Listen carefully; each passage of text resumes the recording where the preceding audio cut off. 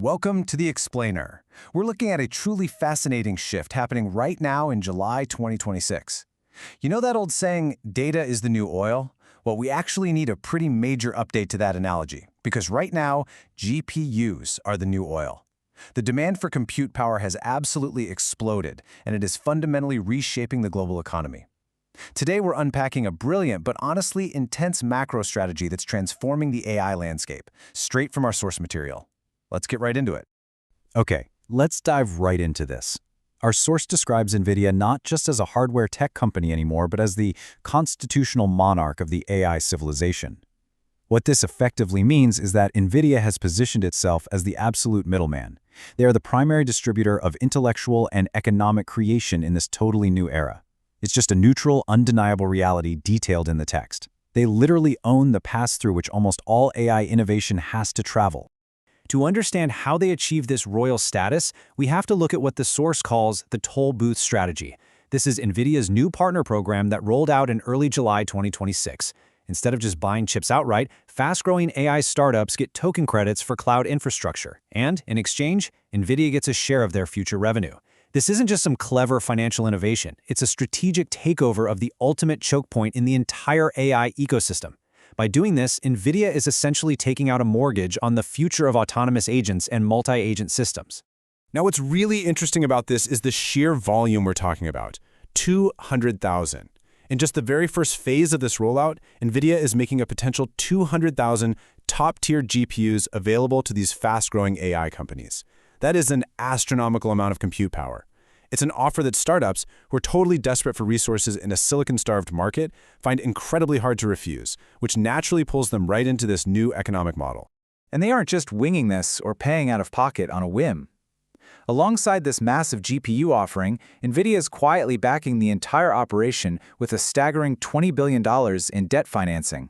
They are putting immense financial muscle behind this transition, basically ensuring they can flood the market with infrastructure credits and lock in this new revenue-sharing paradigm for the long haul. And this brilliantly illustrates just how geographically vast and entrenched this infrastructure lock-in truly is. We're talking global scale here. Over in Australia, Sharon AI is getting up to 40,000 NVIDIA GPUs. Down in Singapore, Firmus Technologies is building a 360-megawatt megacenter in Batam, Indonesia, with a capacity for up to 170,000 GPUs. This Tollbooth strategy isn't just localized to Silicon Valley. It is a globally distributed web of compute dominance. To fully wrap our heads around the magnitude of this, we kind of need to trace NVIDIA's grand strategy evolution, because this didn't just happen overnight. The foundation was laid way back in 2007 with the massive success of their CUDA software architecture. Fast forward to the present, they're using the easing open AI models to build the control panel, essentially the brain for both traditional and quantum systems. And now, in 2026, we arrive at the Tollbooth strategy. They've evolved from merely selling hardware to creating an entire ecosystem where they're the absolute distributor of resources. Let's compare these two eras directly to see the shift. The old model was super simple, a one-time hardware transaction. You bought the chip, you owned it. End of story. The new model replaces that with a revenue share agreement. Every successful AI product or autonomous agent that generates revenue will automatically send a percentage back to NVIDIA and Santa Clara. It is essentially a perpetual tax on the future. They're no longer just selling shovels during a gold rush, they are securing perpetual ownership of the mines themselves. Because of this shift, the source material uses a very specific and pretty intense term to describe this aggressive but completely rational centralization: digital feudalism. When one entity controls the absolute choke point of compute power, the whole concept of an open and free market starts to blur. We're entering a structural reality where AI startups risk becoming mere tenant farmers on NVIDIA centralized infrastructure, essentially paying rent in GPUs just to keep the lights on, rather than independent business owners. It centralizes power and creates a deep structural dependence for entire generations of startups. This brings us to what the source calls the fundamental dialectic of the 21st century. On one side, we have the centralized giant, NVIDIA, driving structural dependence and collecting that future tax. On the other side, a decentralized counter-elite is emerging. These are independent players pushing back against this centralization, focusing instead on aggregating physical muscle and establishing sovereign compute to avoid getting stuck at the toll booth. So what is the countermeasure to this digital feudalism? It's something called DePIN, which stands for Decentralized Physical Infrastructure Networks. Networks like IO.net act as the decentralized antidote. DePIN provides asymmetric leverage. Instead of trying to compete with NVIDIA on making silicon or building a software brain, independent players are using DePIN to aggregate distributed physical muscle. We're talking about linking up independent data centers, crypto farms, and local clusters all across the globe. This builds into some extremely clear tactical advantages. By utilizing this distributed physical muscle, independent companies can bypass the toll booth entirely. The benefits are immense. You keep 100% of your capital and revenue.